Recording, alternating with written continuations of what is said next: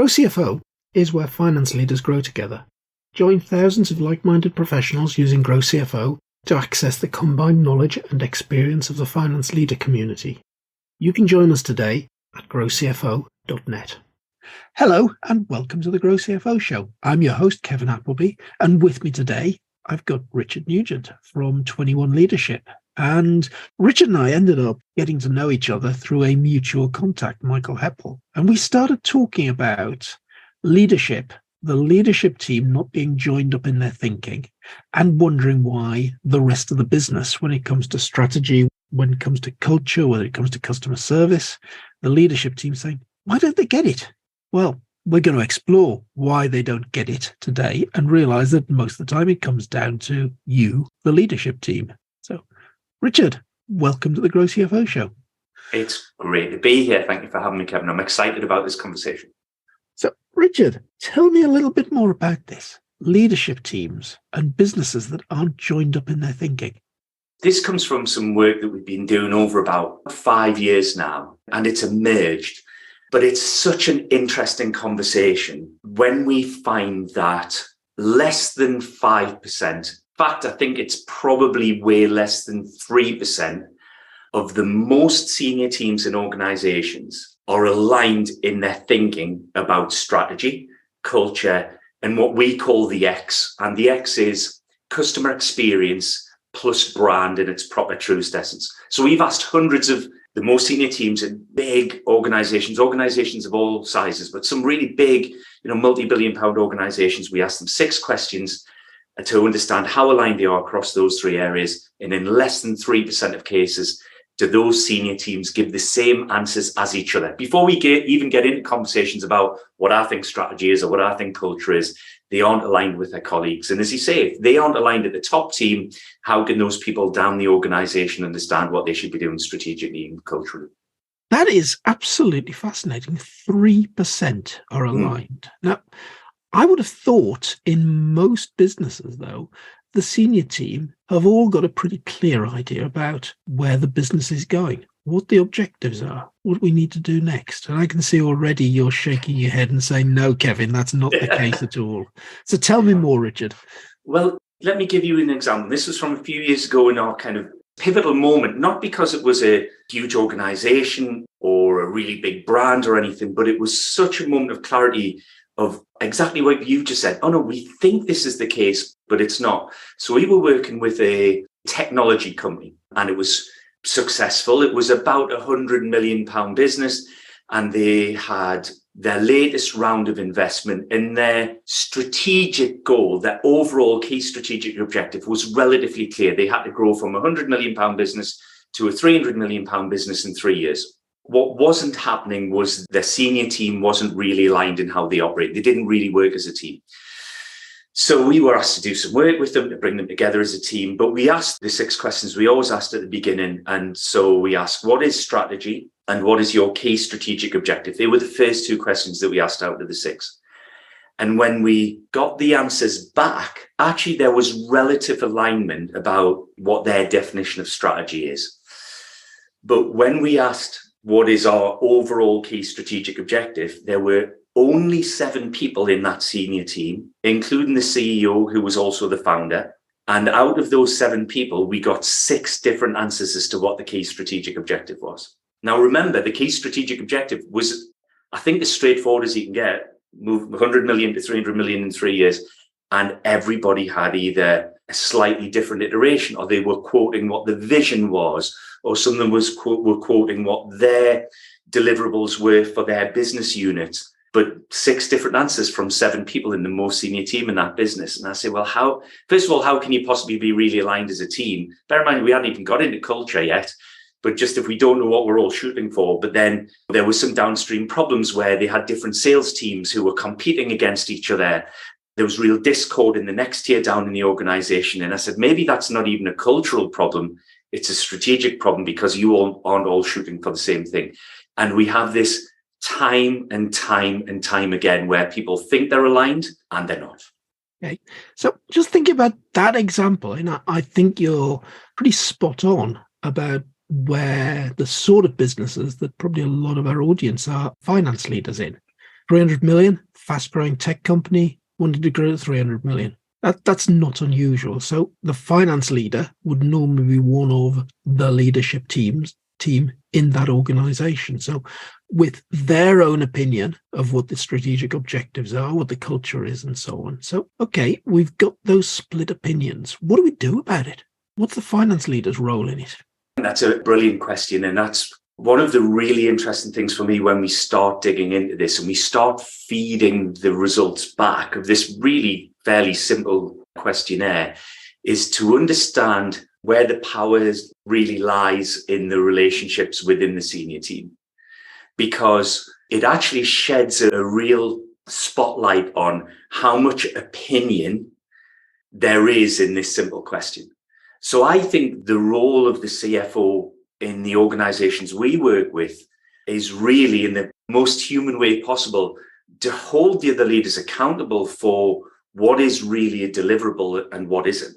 So I would assume that if we were to take the finance strategy, if we were looking at the sub-strategy that sits under the CFO and where that feeds into the overall key strategic objective, I reckon that would be full of really good, solid, smart objectives that all connect up together to deliver whatever sits at the top of the FD or the CFO's strategy.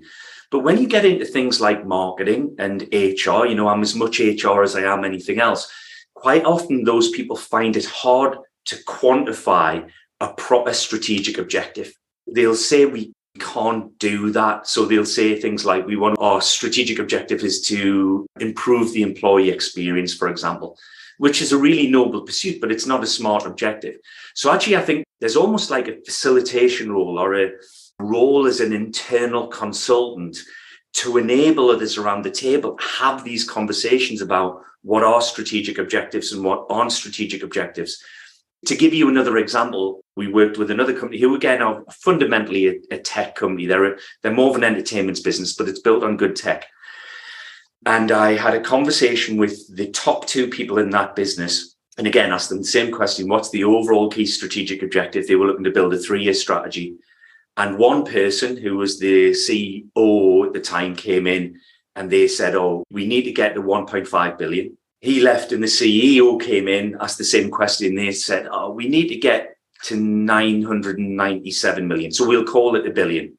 And they both went out, and the other people who were in the room from the organization said, there you go, we are aligned. And it was up to me to say, you do know you are $500 million out on those numbers, right? And then we got into a conversation about, is that the only thing that sits in the key strategic objective? Should there be a people number, to do with engagement or advocacy of us as an employer? And very quickly, you get into answers that aren't really, again, aren't measurable, aren't smart, aren't strategic. So having a CFO playing the role, again, of a facilitator as a consultant, not even just to hold people accountable to the numbers, but to make sure they're accountable to creating proper strategic measures, would be a huge benefit for the majority of clients we work with. And that's not to say that none of them do, but in those difficult conversations where a marketing director or an IT director, I was speaking to somebody last week who is a CIO, and a big part of his role is cybersecurity. So you're saying, how do I create strategic objectives where the whole point of cybersecurity is to stop things happening? Being able to have a conversation with a CFO who has probably got a different way of thinking, a different skill set to help a fellow director form those kind of thoughts into a proper strategic objective would be incredibly valuable. Yeah, I totally agree. I think we're going to end up really, really violently agreeing with each other in this recording, because number one thing that I firmly believe in is that KPIs, scorecards, dashboards, etc., should be the responsibility of the finance team. Right. My reasoning for that is thinking, hang on a minute, the first thing you always want is one version of the truth. Yeah. Okay. Yeah. You don't want the sales team, the marketing team, and the finance team all giving 3 different interpretations of what the sales number is, purporting to be the same thing, but subtly different. So around anything you want to measure, you want rules, you want ownership, and you want to sort of measure it to a fixed drumbeat. What are the finance team really good at? They're good at publishing things, closing things down to a fixed drumbeat, doing it in a certain way with a certain amount of rigor around it that satisfies auditors and so on, putting processes in place to do it. I think finance team looking after all of the key non-financial data is one of the things you want to do. If that's the case, you start off by saying, well, what are our strategic objectives? And you've got to start agreeing what those top level metrics are. And then that's surely the point at which you start cascading them to the rest of the business. Yeah, you bring up all sorts of interesting things. One is how the strategic process actually comes about. So my strategic story is, for years, I avoided strategy because I thought I was the only one who didn't understand what strategy was. I thought everyone else, when they talked about strategy, knew what it was, and I was the only one that wasn't.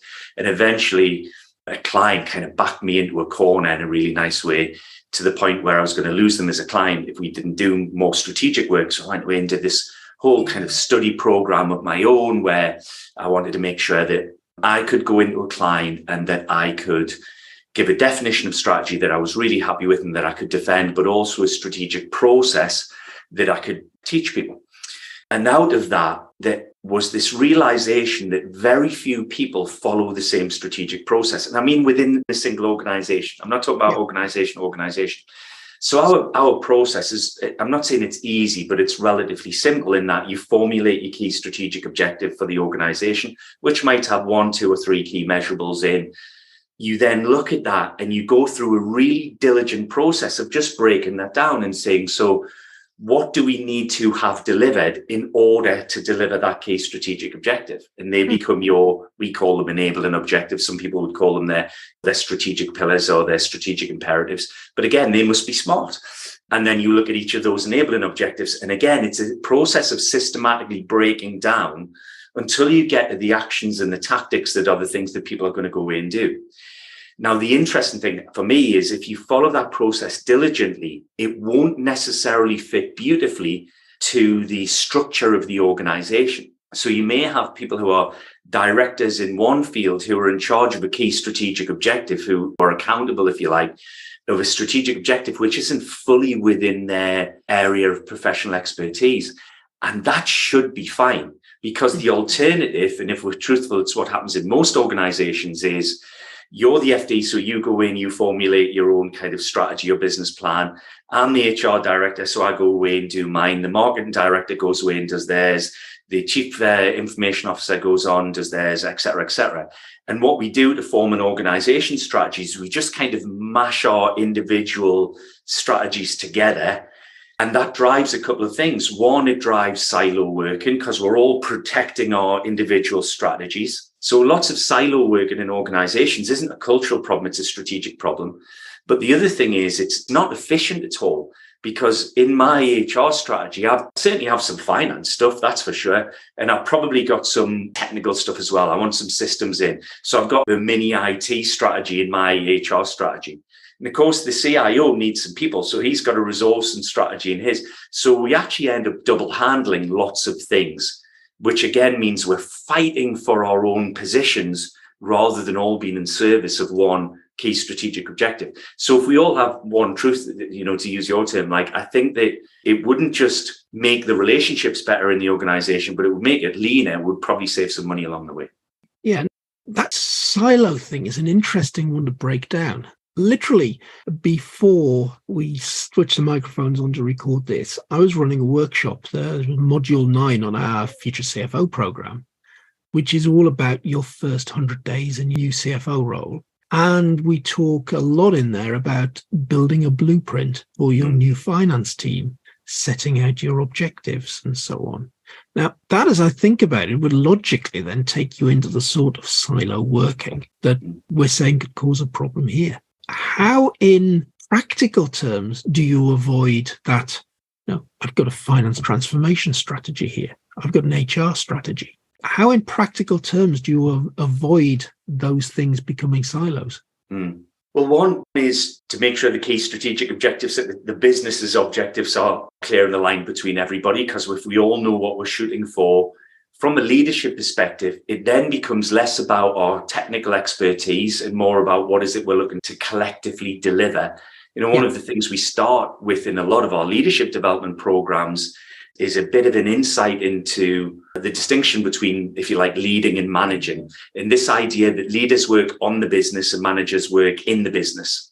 Yeah. And a lot of people, even at board level, are still working in the business too much. They're still referring back to their areas of expertise. Whereas if I'm a CFO, and this is true again of a CIO or any exec member, then actually it should be primarily about my leadership capability backed up by my technical expertise. There should be a bit of a shift as to what's really important. So part of it is knowing what's right at the very top and making sure what we're doing is delivering into that.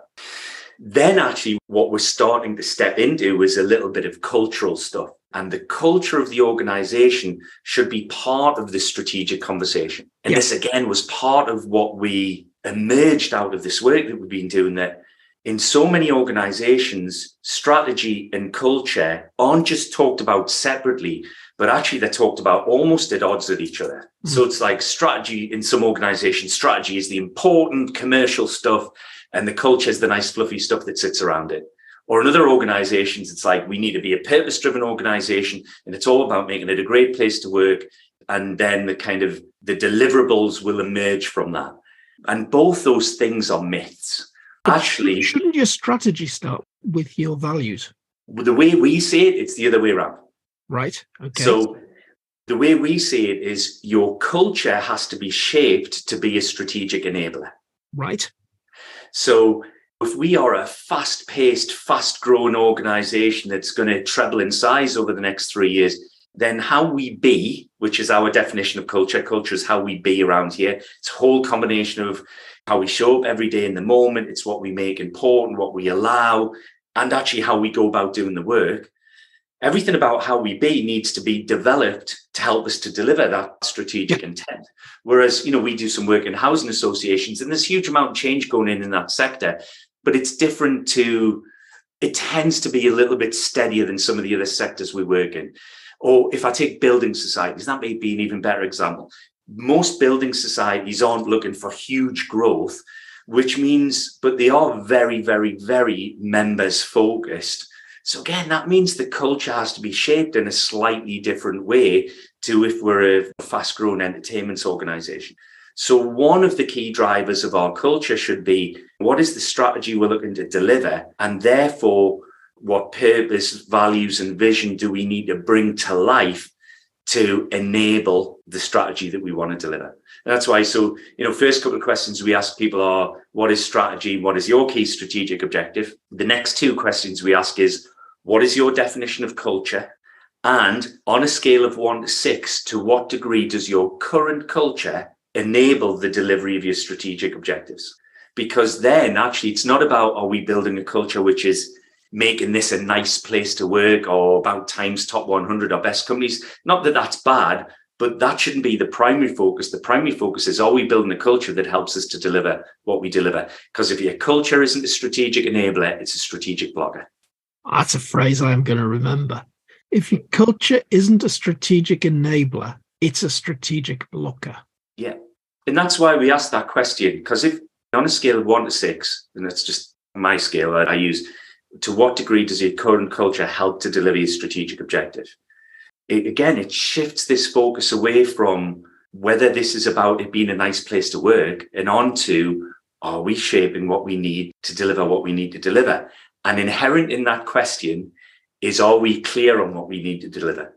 So I worked for an organization where we asked the leadership team of the biggest part of the organization, these were leading thousands and thousands of people globally, these questions, and they all marked themselves 5s and 6s. So on a scale of 1 to 6, to what degree is culture helping to deliver the strategy? 5s and 6s.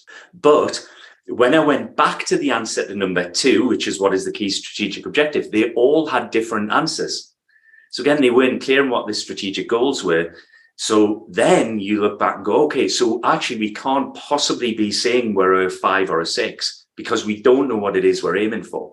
So what that's telling me is this is quite a nice place to work. We're quite a nice team. We've got a nice culture, but that doesn't mean that culture is right for where we're going. And actually that was fairly revolutionary for that team, because what it then surfaced was actually, yeah, as a leadership team, we don't challenge each other enough. We aren't robust enough to therefore be innovative in the way that we think and the way that we operate, which is actually getting in the way of what we need to deliver, because they had some fairly ridiculous strategic goals that they needed to deliver. So on the backdrop of that is when you're having those conversations together, so you come to the same answers as each other, that starts to break down silos. Okay.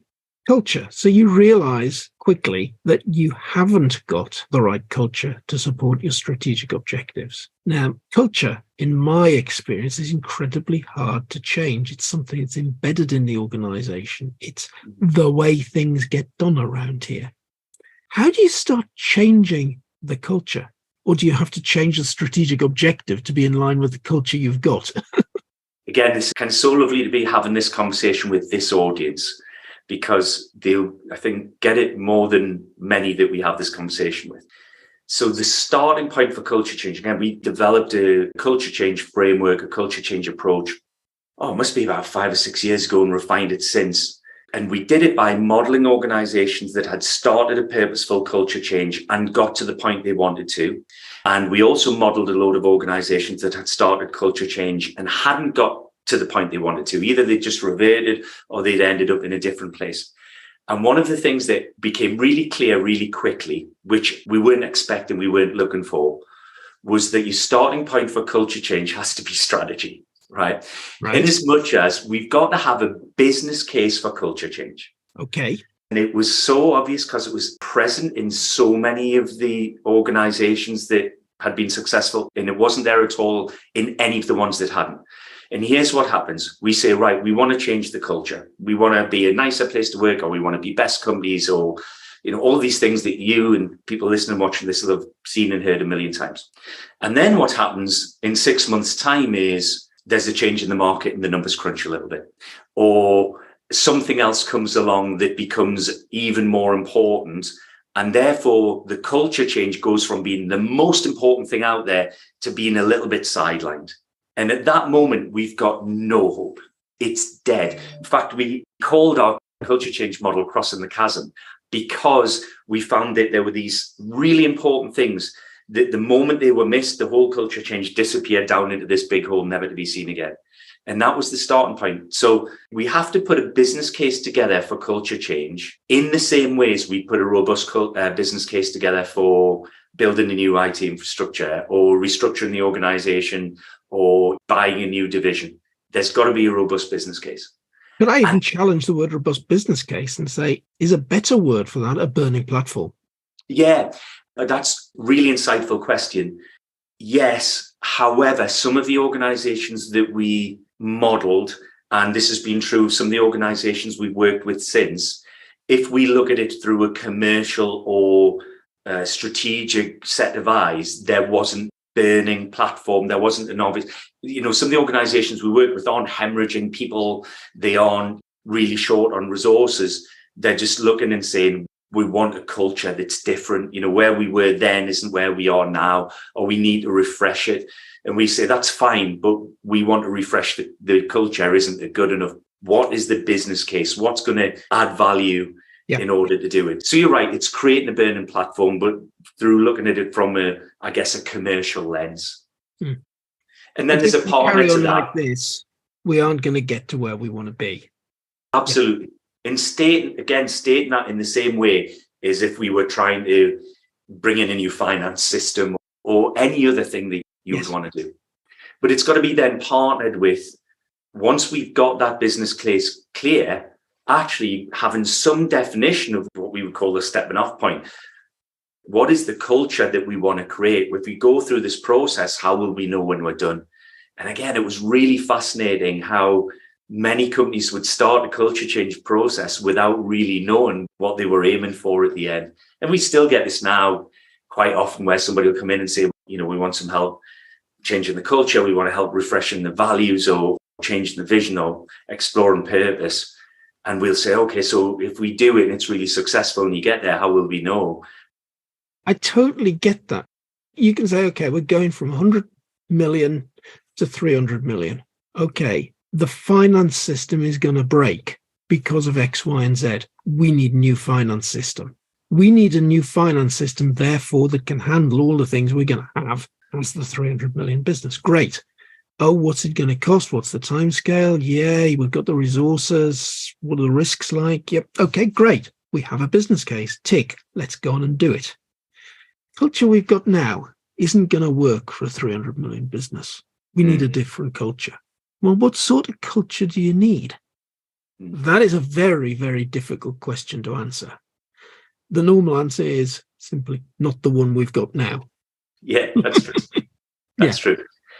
And in the absolute imperative of all of the senior team, again, being really clear and aligned on what that end point is. We often say we've kind of not done lots of work because unless you are committed at the very beginning to doing everything that's required to get to that point that you're really clear on, then don't start. Don't go out and say we're going to do a culture change until everybody who sits around that top table is absolutely clear and aligned on what they're aiming for and that they're committed to doing what needs to be done. Because the thinking to get to that, what we would call cultural narrative, it's really quite challenging. And then, of course, there's the other bit, which is we get to that point and we have a beautifully shaped set of values which are reflective of the values of the people who lead the organization. We get a lovely vision curated and we get people involved in doing it. And then actually lots of senior teams think that's job done, but actually that's just the tip of the iceberg. Yeah. The work to actually bring the culture to life hasn't even really started at that point. So that's a very interesting area to go into. And that gave the example of, we need a new finance system. I mean, I can instantly visualize what a program might look like to do that. Yeah. You look at some alternatives, you weigh up what the best one is, you start looking at a planning timeline, you decide when are you going to implement it, when's it going to go live, how long are you going to parallel run, when are you going to do your data transfer, how are you going to train your people to run the system, and then there's the day we switch off the old system and everything's live. Now you can see a very nice sequence that gets you from A to B. Culture change, though. What do you actually do? Well, interesting as you were going through, I was kind of visualizing our framework. There is a similar process to it. Typically, we would start with the senior team. Culture change has to be both top down and bottom up. Unless you've got the senior team absolutely, again, aligned to it, nothing else is going to happen. In fact, one of the things we talk to clients about very early on is side bet theory. So this idea, for example, if you took a new job, somebody takes a new job and with their increased salary, they then go out and buy a new car, then statistically, they're more likely to be successful in their new job because they've got something else riding on it. That's side bet theory, simplified. The opposite of side bet theory is hedging. And we see a lot of hedging when it comes to culture change. So again, I'm generalizing here, but imagine we've got an exec team of 7 people and we've got 5 people who are really enthusiastic, get the importance of it and are ready to drive it forward. But then we've got 2 people who are on the periphery and they're not quite bought in. The problem with that is the people in the organization aren't stupid. And the moment they see a couple of the exec team who aren't fully bought into the new culture or the idea that there's going to be a new culture, people sit back and say, no, this isn't going to happen. And what we say is when it comes to culture change, we need the senior team to decide their reputation. They've got to rest their reputation that this new culture is going to take a hold and be front and center in all of the activities. So there's that work with the senior team, which sometimes requires some uplift of capability in some areas. There's certainly the initial work around what is the new culture, what does it look like, and then formulating the teams who's going to be involved in shaping whatever combination of cultural narrative there is. Most organizations will have some combination of purpose, values, vision, maybe mission. Don't have to have all of them, but it's normally some combination of that. We then go through the process of shaping what they are. And values is a very common one, for example. Ideally, an organization's values will be representative of the most commonly shared values of the people who make up the organization. because one of the things that really makes organizational values stick is the people who make up the organization's ability to align their own values, or at least some of their own values, with the organization's values. There's a lovely bit of research out there from Jim Kouzes and Barry Posner that talks about this in detail, that if people can have conversations about their values and the company values, then it'll increase engagement. So we look at how are we going to get people involved. If this is a 30,000 person organization, we can't survey everyone's values and bring them together. So at a minimum, we might just have the exec and a cross section of other people. To what degree are we going to shape the vision to a final point as an executive team? And then we're going to engage people in it versus bringing people into the conversation to shape it. So that's all part of the initial piece. I really get that. But now you're going to go and survey a fair number of people to find out what their values are. Richard, what is a value? That's a great question. So on an individual level, the values are the things that are most important to us, really. Okay. We do this on probably most of the leadership programs we run, whether there's an established set of values in the organization or not, where we will get the leadership community together that we're working with, and we'll ask them, what's most important to you, really? And it's not what's most important to you as a CFO or somebody who works in this organization. It's what's most important to you, really, as a person. And I'm looking for somewhere between 4 and 8 things. And I'll typically frame it by saying, if you write down my massive house on the hill and my big red shiny sports car, you're probably not thinking about it quite deeply enough. And it'll be different for everybody, but typically people will say things like honesty, freedom, family, health, those kinds of things.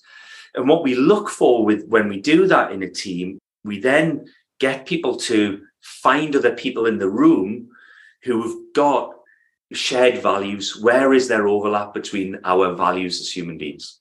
Because by doing that, you're already starting to get people to connect differently as human beings. Because if we understand, you and I might be different personality types, we might have different backgrounds, we might be in different roles. But if there's some overlap between the things that are most important to us really as human beings, then we'll forgive some of those kind of personality foibles. So that's the individual level.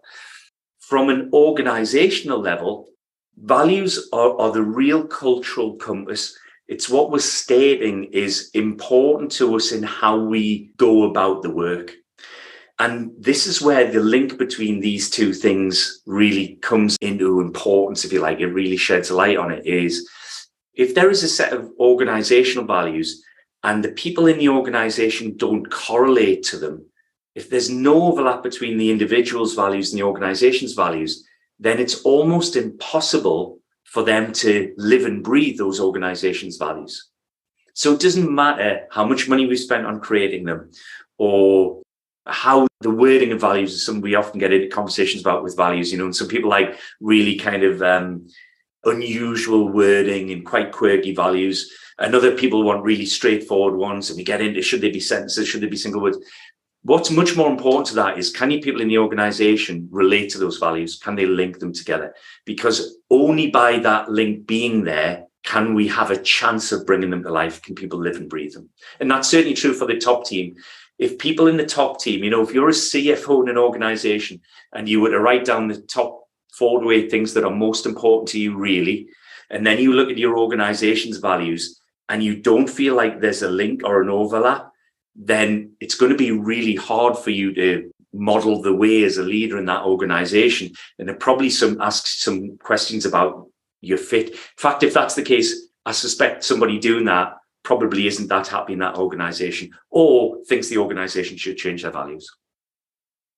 That is a very, very interesting one to say, okay, we've got we've done a survey, we've got some values, we've got a lot of common ground here that we can interpret into the values of the organization. Okay, so therefore, you've gone through the right process, but then you will have people on the ground that don't conform to those values. Now, what do you do about those people? So you mentioned performance earlier on. One of the things we do spend time on is helping people to understand how you create really good performance measures. Yes. So I think we'd all agree that performance measures, whether they're objectives or KPIs or targets of any sort, they should be linked to the strategic framework, which is one of the challenges of not having a clear aligned strategy. Then how do we know what we're measuring performance-wise to the individual?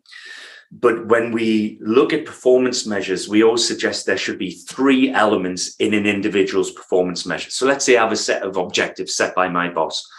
So in those objectives, there should be some clear, smart objectives that tells me and my boss whether I'm doing a good job or not. And it should make that performance conversation fairly straightforward. I should either be doing it or I'm not. Then it's probably going to be useful to have, let's say that I have 3 objectives that are my performance objectives. I then might have a 4th, which we call the stretch objective, which is my ability to develop and show I have kind of potential at the level above. So it might be an objective which comes from my boss. It might be one of my boss's objectives, or part of one of my boss's objectives, which if I have a go and I don't achieve it, I'm not overperforming, but it gives me a chance to stretch outside of my normal role. Then I'll have a 5th objective, and it might be something as simple as saying, and you do all of the above in line with the company's culture or in line with the company's values. So what we do is we start to make culture part of our performance management systems. Okay. Because I believe that the hardest thing for most people to manage, if you're a line manager, probably the hardest thing you have to manage is the person who's a really high performer, but is culturally a mismatch. Yes. A really high performer, but is attitudinally incorrect. It's really hard to sit down with somebody like that because they're probably performing really highly, but they're really upsetting everybody along the way. So by building that measure into formal performance measurement, it gives us the opportunity to do something about that. And it's important because of where we started this whole conversation, because if we have people who are culturally misaligned, the organization can't perform long term. If your culture is not a strategic enabler, it'll become a strategic blocker. Because in my team then, if I'm not behaving right, if I'm culturally misaligned, and my boss doesn't manage it or chooses not to, eventually the good people around me start to get upset and eventually leave, which means you end up with an underperforming team. Yeah. And you end up with exactly the culture that you weren't trying to get in the first place. Exactly. It has an impact on your deliverables. I think if you're sitting there as CFO and you're looking at the culture or looking at the organization's values and you're seeing a mismatch to your own values, you should be thinking yourself about, am I in the right place? If those are values that you really do hold dearly, then they're not things that you can easily change. I can think from a consulting background. There's a firm of consultants that I've worked for their competition, but I would never, ever work for them because they were probably the best payers in the industry, but they had a reputation for a certain type of person that we would refer to as a clone. Right. Turning up, operating in a particular way, doing vastly long working days, dropping everything at a minute's notice because the boss wanted them to descend on somewhere else, and having virtually no life outside of work. And to me, that was an organization I was never prepared to go for. I much preferred our culture where there was a load of flexibility, recognition that we spent, a lot of time on client side, a lot of time away from home, but we had a thing that you would try and work at home on Fridays. And hey, if there was personal stuff to do on Friday and you'd already worked 4 days that were pretty flat out, well, there's no problem doing the personal stuff and billing the 5th day to the client still. And if there were issues with family and so on, they got sorted. And we were very human and very, very people focused. And that to me is a classic example of, I couldn't have worked in the other culture. If I'd found myself in an organization that had been taken over by the other one, I'd be leaving fairly quickly. Yeah. There's another bit of jeopardy in there as well. You're absolutely right, because if you're a CFO, not only are the most senior finance person in the organization, but you are part of the leadership team by nature. Yes. My favorite piece of leadership research, and this is research that's been done over and over again for 40 years, the survey's done every 3 to 5 years, identifies the top 4 characteristics that make followers follow leaders. It's one of the reasons why it's my most favorite research, because it doesn't say what did Steve Jobs do or what did Barack Obama do? It doesn't say we've got to be like those people. Instead, it uncovers what is it that makes people follow us as leaders. And over 40 years, all the way around the world, I think the last surveyed about 3 million people, consistently and pretty much all the way around the world and all the way over 40 years, the number one characteristic has remained the same. Now, in the research, they call it honesty. But actually, when you dig around underneath it, it's not about honesty in a pure, always tell the truth kind of way. But actually, it's more about, are you authentic? Are you congruent? My favorite way of describing this doesn't carry well beyond the UK, but in the UK, we'll all know what it means. It's like what we want from our leaders is they do what they say on the tin. If you remember the old Ron Sealwood ad. Yeah. And that is by far the most important thing. So if you want your people to follow you with energy and commitment and intensity and walk through walls for you, there are 4 things you need to do consistently. And that's the most important thing by far. Now, if you're in an organization where the organization's values don't connect with yours and vice versa, then it's going to be incredibly difficult for you to live and breathe those values. And if you're a leader in an organization that has values at all, then it is really important that you live and breathe those values. So to go back to your point, if you're a CFO in an organization and you don't feel like your values connects with the organization's values, then you probably should think really long and hard about going and finding an organization to work for where you do feel culturally like you belong. So I'm conscious that we've been talking for a long time here, and we probably continue this conversation probably for another 2 hours, because you're into an area that I find personally absolutely fascinating. But I'm thinking from a finance leader's point of view, there are some clear messages in here. Number 1 is strategy lies with you as much as it does with anybody else in the leadership team. Do not shy away from it. And I know that a lot of finance leaders think they've got a role in bits of formulating strategy. No, you've got a role in the whole thing from beginning to end. Number 2 thing that I'd take away from this is to say, well, you're the person that should own measurement. So that's where common understanding of strategy comes from. So one of your key roles as finance leader is to be clear of what the quantification of the strategic objectives are. And we've seen examples there of different people on the leadership team being £500 million out and never actually realize it. Well, no, finance leaders should be doing that. And if you are in charge of the measurement, well, you should be going along to the likes of the cybersecurity person who couldn't identify the strategic objective and having the conversation saying, what are you measuring that is going to contribute towards delivering this overall goal?